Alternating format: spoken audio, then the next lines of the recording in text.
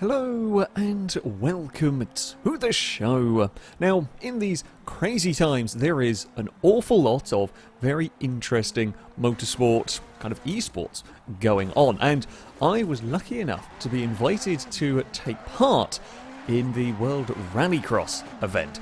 The weekend that would have been the first round at Catalonia, being unable to run instead, they would head on to Dirt Rally 2 to have a go at a round, essentially. And yeah, I got invited to take part, which means I was going to be racing up against some sim racers, some actual rallycross and rally drivers, and, well, me and Jimmy Broadbent representing the YouTubers, content creators, if you like, in this one.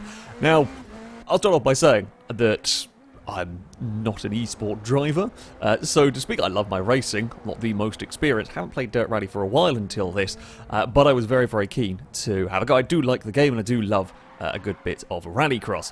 A couple of things. First of all, I might have done a fair bit of practice in the wrong car. Now, I figured we'd rally the Rallycross supercars or whatever, and I practiced plenty with the Audi S1. Didn't realise there was a DLC that had the 2019 cars. I might have been practicing with an old one. Didn't realise until about half an hour before the event started. So I had to quickly adjust. I mean, I learnt the track and everything. Yeah, did have to rather quickly adjust to the field. I also never practiced in the rain, which was not the cleverest thing. I didn't realise I could be setting the weathers to kind of random for the heat, so there was chances of rain and so on. I should have prepared better, if I'm perfectly honest, with this one. I was also the only one driving on a controller. I have only recently just moved house. I only just recently got the sim rig all set back up, and I wasn't comfortable driving the game on a wheel just yet, having not played it for a while. So yeah, I was going to try this on a controller. There's a little bit, of winging it with the car, but you know, was going to give it the best shot I could. It was at the Catalonia Rallycross circuit, which is probably the circuit that I know the best. I'm most comfortable driving around. So, on to the first of the races. So it would follow a normal rallycross format. There'd be 4 qualifiers of 4 laps each. So short, often quite intense races, this one. So I'll be starting relatively in the middle. It's supposed to be 5-car heats. Did have some connection issues for various people, which meant some cars didn't quite make it onto the grid. But yeah, we would be starting in the middle for this one, and as the lights would go green, we got an absolutely ridiculous launch. I don't quite know. I don't know whether there was some I always feel like there might have been some desync between me and the other cars on there, because we got just the most ridiculous of launches. Unfortunately, I piss it all away in the next corner as we lead the way from Oliver Bennett, who is a rallycross driver, Lucas Bataja, I believe, who is an esports driver who's very bloody fast, and Timo Schneider, who was at the back of this one. I managed to kind of, I messed things up a little bit on this. I messed up through turn, I guess, 2? I went too wide again through that section, and yeah, just cars would fire their way up the inside. I mean, we're talking about 40 seconds. A good lap around here, is under 39 seconds. For me, if I can get under 40 seconds, I was doing well. But I just kind of struggled to get the pace of the car. The Mini got very sideways through this first corner, and it's almost started catching. It's a very different sort of driving on this game. Sort of driving that I am very much not used to, and regular viewers will know that I'm not someone who drives an oversteering car ever, and on here you really throw the cars around. It's how you get speed out of them in this physics engine. It is something very, very, very different, very unusual for me. I mean, I use the handbrake more in a lap around here than I probably do in Forza ever, basically, because you are constantly sort of getting the car moving around and whatnot. I mean, we were sat in third in this one. It'd been a little bit scruffy. We're taking the Joker lap. We've got that one. So we got that one out of the way. I wasn't so. I mean, I knew I could beat Lucas. He would be way, way too fast. I was hoping maybe if the 2 ahead started fighting, maybe they could slow each other down enough that I would stand a chance to catch up. And I was hoping that I could keep Timo behind me. I was behind at one point. I think may have had a little bit of a mistake somewhere. Fell back a couple of seconds.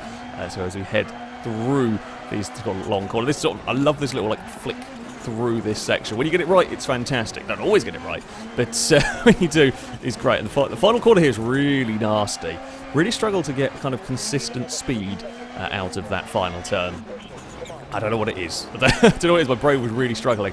I mean, we were kind of still just about within visual range of the cars ahead. It wasn't close enough. The Joker is about 3-ish seconds, depending on how well you take it. So I wasn't quite close enough to do anything about the Mini in all of this. I'd say it was a little bit of a shame. For a first showing, not too terrible for a first showing from me in this one. Yeah, not too disappointed at all as we headed up towards the final couple of corners. Don't make any silly mistakes, of course. The tyre bundle is really easy just to click the tyre bundle at the front of the car and cause yourself all sorts of trouble. But as we came around and across the finish line, you know, not disappointed with my first ever. I say my first ever run, but yeah, my first race through all of that one. I kind of, it was one of those, I look at the lap times, like, I know I can go quicker than that. I wish I could have gone, say, a little bit faster for the lap time. But again, as a kind of getting the hang of, I'd take a third place. I didn't stuff it in a wall. I didn't roll the car over, although it's very difficult, in fact, to manage to roll a car around the Catalonia circuit. So it was a solid start from the first heat. Now, this is why I mentioned the rain, because the second heat, it was pouring down with the rain. Now, this will make a difference. There's a lot less grip in the car, an awful lot less grip in the cars. Now, I was on the sort of far inside, technically what would be pole position. However, there are some inherent dangers, shall we say, with the run down to the first corner. I was hoping to try and repeat the lightning start that I got before, but I thought that was ridiculous. We get a pretty even launch. Unfortunately for me, we get crowded into the tyre bundle. Everybody was battling around on the outside. Yeah, we get just sort of bopped towards the tyre bundle. We end up hitting it. Now, I grab reverse and get the car going, but there is a bigger problem. Yeah, my tyre had gone. Unfortunately, it's quite unlucky. We'll say with the way that we hit it, it's quite unlucky that that managed to take a tyre out. However, it did. And there goes the tyre as we head in towards the Joker lap, and then there is absolutely nothing in the way of steering. Now, I wasn't the only one to fall foul to this one, and hell, I've seen enough actual Rallycross to see it happen. That sort of blast towards the first corner can cause plenty of trouble along the way. It was just unlucky with a lot of cars fighting, and if I'd thought about it, I would have gone on. I would have just been slower off the start line. If I'd thought about it, I would have sort of just fallen back just to get through the first corner clean. I believe in the heat, so I was in the second heat for this one, and I believe in the heat before, the Mini actually found its way into the tyre bundle exactly the same way. I'm pretty sure in the race that followed as well, there was a very similar occurrence of just getting nudged towards the tyre bundle, and yeah, there was very little I could have done in that one once we'd set off, and now I was just left trying to drive around without a tyre on the front of the car. And it is rather difficult to do. Now, I did see at various points some of the, some of the esports drivers, some of the pros, also did get punches, and they were able to, I mean, not going to be able to win, of course, but they were able to get a little bit more speed out of the car. It was quite the handful. Trying to get anything going on with this, trying to just get this car around, was proving to be, it doesn't turn. It doesn't turn, so you've got to be really careful. If I tried to get the handbrake going, it was super easy to kind of spin the car. And I wanted to make sure that I wasn't going to end up affecting anybody else's race. You know, our day is done, but I didn't want to have it still be spinning and getting lapped and getting in the way of everything that was going on. You can see the cars. And the annoying thing is that the other three were having an absolutely amazing race in this one.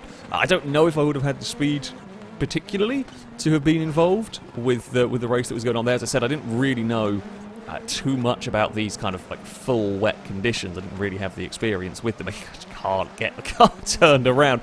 I knew I wanted to try and finish, but there is only a 30-second kind of end of race timer, and that was going to be super difficult. I think you get if you get a DNF, because the way the qualifying points work in Rallycross, if you get a finish time, even if it's a slow finish time, it's better than a DNF, especially with these conditions claiming various cars and whatnot. A finish time would be good. So I was still pushing as much as I could, really, with this vehicle, as much as I could without having an absolutely ridiculous wreck. Sadly, we were just a little bit too far back in all of this. I just couldn't do enough with the car to get it around. So yeah, after what had been a pretty it might have been a bit of a middling finish in the first heat, things quite quickly went down. It just Nope, no luck at all in getting the car turned through that particular corner. I think I probably need to be a little bit more aggressive with it, but yeah, was not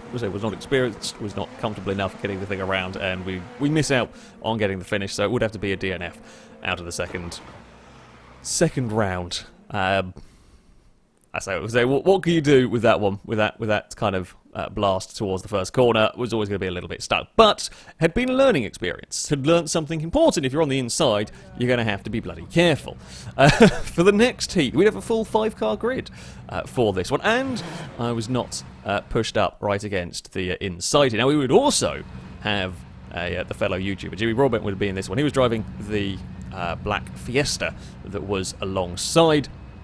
Now, it turns out, for whatever reason, pretty damn good when it comes to the starts. Admittedly, the car on my outside was playing it careful, which is probably not a terrible idea. I'm not actually sure who it was, but yeah, they played it careful. And as Schneider shot up the inside, we would do the cutback and make our way to the lead as me and the Fiesta would bang doors. Now, sadly, the cars got a little bit connected. I was like, okay, I just couldn't get the back end of my car turned because the Fiesta was there. We all then get pushed wide through the next section. There's a bit of a squeeze. Schneider hits the wall up ahead. Jenny gets in trouble as well, having squeezed my car to the wall. I decide on this first lap we're going to take the Joker. We're going to follow the car ahead through that. We've not had a particularly great start. As I start, it's not been a terrible start, but we lost a little bit of time in the shenanigans. Now again, conditions are wet, so this is a little bit more grip, I think, than the previous one.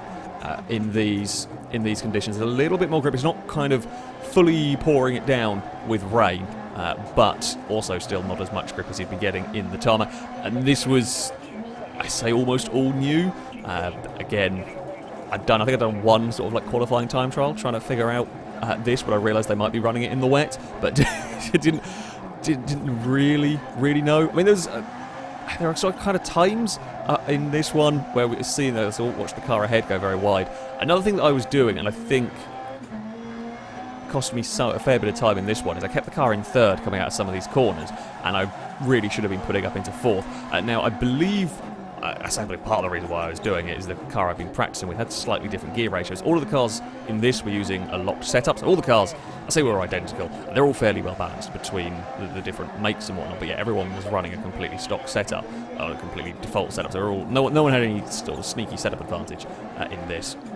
And I do believe this might have slightly different gear ratios to the car that I got used to accidentally, and I think that was not helping me, but yeah, I should have been changing up, I think, a little bit sooner on some of these. I'd really been hoping I could have got past Ericsson before we got close enough to maybe get past Ericsson in that one when they left the Joker, although it was always going to be a little bit of a challenge. I mean, again, it wasn't doing too badly. We were within the was very much within visual range. Okay, sure, these are very, very short races, and we were a little bit slower over the course of the lap, but we were there if anything went wrong for the vehicles ahead. We were within sort of 3-4 seconds of the leader as we fly into this first corner again. It's still strange. It's just a very, very different sort of driving that I'm not used to. Good fun. It's a sort of a very different kind of racing experience. This, sadly, as we I couldn't get out of that hair, but I should definitely. It's like annoying watching it back. Like I know what I should have been doing. I know what I would do for next time. Certainly with driving. As we throw it in through these next corners, catch up to Ericsson after. I think they hit the tyre bundle, trying to get kind of the change of direction through there. So we weren't actually all that far behind as we fly around the final corner, find a gear and get it out of there. And it was.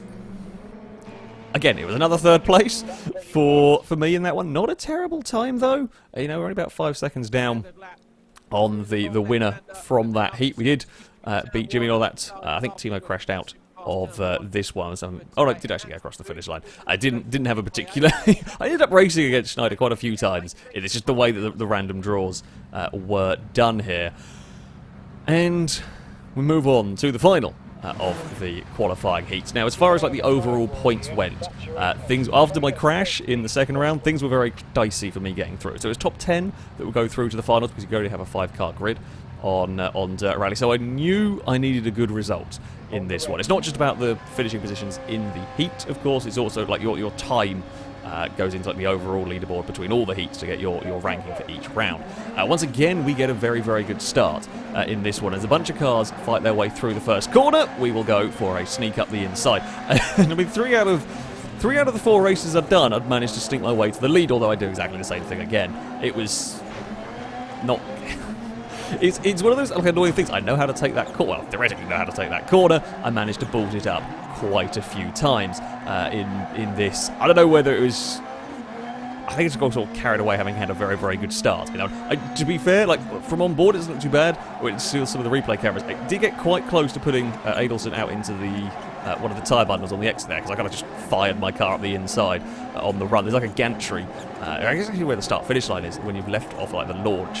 Yeah, you can kind of get getting pushed a little bit wide. Either way, I mean, I knew I probably didn't quite have the pace to keep up with Adelson's car, but it was sort of a follow the fast car and hope that kind of drags me around for something decent. Now, I did go for a little bit tactical here. My hope had been, after a good start, if I took a Joker lap now, I would be able to come out in second place. That was what I wanted to do here. If I could get it right through here, we'd come out in second. And it was so very, very close. We got a really, really good run.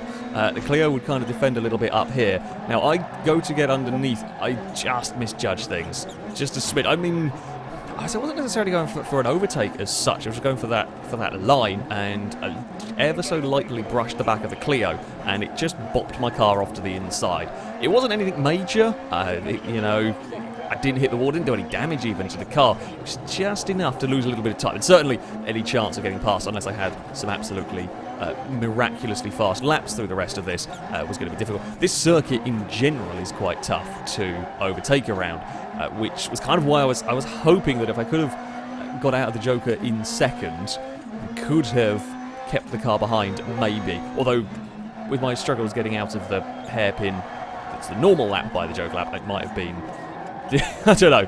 I don't know. There might have been ways... I'm sure there have been ways for them to fight it past. But yes, it is more difficult. It is quite difficult around here to overtake.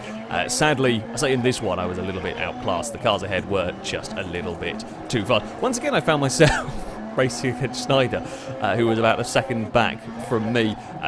Certainly on pace. Certainly on pace with Timo around a lot of these, having a better race. Sadly, the other car in this race did start, but was having controller or steering wheel issues. I think the wheel got like locked full left and went straight into the wall off the line, which doesn't particularly help matters as we come round towards the final section. Sadly, it was going to be a little bit of a distant finish for me in third place. I mean, it was 3 third places, which I mean, it doesn't sound the most spectacular. At least been relatively consistent for all that. And it wasn't a bad time. There was one little nudge. We probably lost a second or two from that one little nudge, but it could have been worse. I just wasn't getting the lap times out of the car though that I was really needing.